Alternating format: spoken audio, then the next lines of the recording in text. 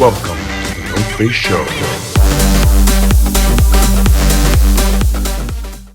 All right, let's get to the last section. We'll finish the demos later, but let's get to the last section of the episode. Thank you so much, Kris, for staying with us for so long. It's been an awesome episode so far.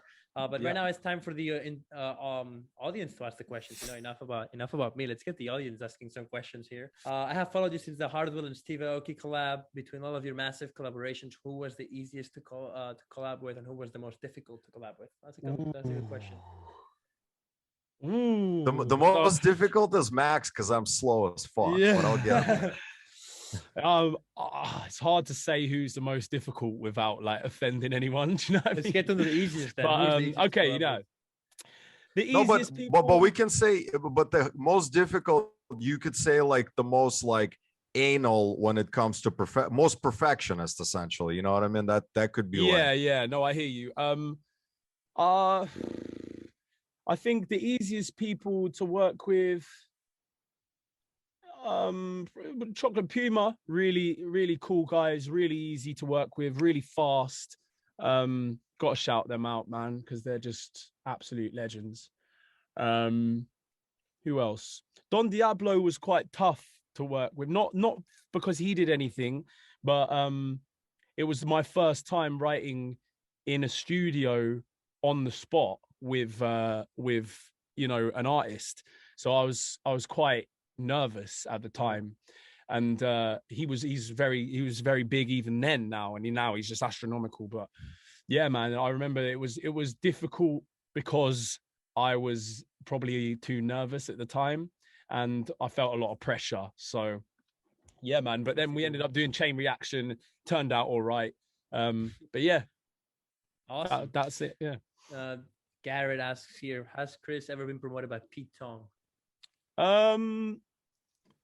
I'm pretty sure that Step Back would have been played by Pete Tong. I wouldn't say promoted as an artist, but he's probably spun a couple of my records. Yeah. Mm-hmm. Big Pete discovered your boy over here. Oh, dude, yeah, he discovered me, bro. Yeah, he used to have. Do you remember Bedroom Bedlam on BBC Radio 1? Yeah, dude. So I was a winner of that, and when I got that first place, that's when I got signed to Chris Lake, because Chris and Pete used to be really tight back in the day. Mm-hmm. So that's dope. Yeah. So before Bad Monkey has a question here, and he also sent a demo, Bad Monkey, so we'll listen to it later. But he has a question. You mentioned a lot how finding a manager was huge in your career, right, Kris? So yeah. How can we find a manager, trusted one, of course? So tips on that. Yeah. Well, what I'd say is do your research, man.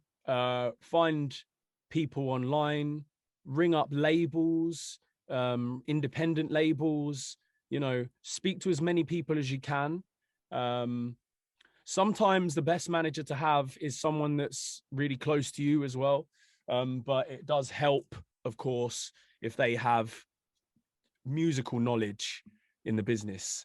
But yeah, I wouldn't say, necessarily need a manager at the start of your career, because the most important thing is finding your sound and perfecting your craft. But yeah, once you are serious about putting stuff out and trying to, release stuff, then definitely just do research and, just reach out to people who who are in the music industry, or if people are studying music, or you can ring up colleges. You can, there's a whole world online of information for us at our fingertips. So a lot of just people say be proactive. A lot of people study like literally in college, or study like artist management, and a lot of people's dream is just to be a manager. So if you can maybe spot these people that want to be managers and pitch them your music, pitch them your artist project. Exactly. Yeah. Successful way. And like I say, you got to be tenacious, man. You got to keep banging on them doors, man. 100%. All right. Django says here, creativity versus mixing. What is most important? I know both, but that depends on the artist. What's this? Opinion. So creativity versus mixing. I guess importance of like good music, or what is most important. I know both, but that depends on the artist. Right. Exactly. Well, I think they're both just as important as each other, firstly. But then that being said, you can always get someone else to mix your stuff. You can't get someone else to be creative for you, you know? So to be creative is the initial ingredient to like building a song.